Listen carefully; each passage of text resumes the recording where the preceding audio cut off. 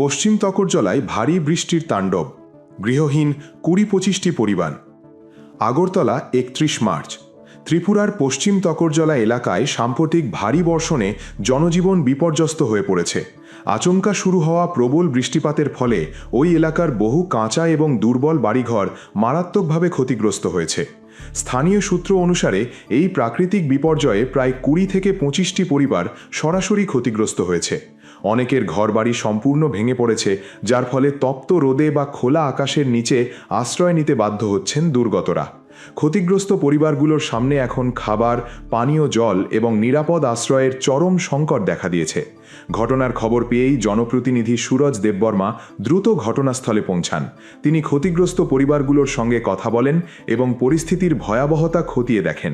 তিনি আশ্বাস দিয়েছেন যে সরকারের মাধ্যমে দ্রুততম সময়ের মধ্যে ক্ষতিগ্রস্তদের কাছে সাহায্য পৌঁছে দেওয়ার ব্যবস্থা করা হবে। তিনি আরও জানান যে সরকারি নিয়ম অনুযায়ী SDRF state disaster response fund এবং NDRF national disaster response fund প্রকল্পের আওতায় ত্রাণ ও আর্থিক সাহায্য প্রদান করা সম্ভব। এর মাধ্যমে দুর্গত পরিবারগুলো ঘরবাড়ি মেরামত ও পুনর্বাসনের জন্য প্রয়োজনীয় সরকারি সাহায্য পাবে বলে আশা করা হচ্ছে। বর্তমানে স্থানীয় প্রশাসন ক্ষয়ক্ষতির চূড়ান্ত তালিকা তৈরির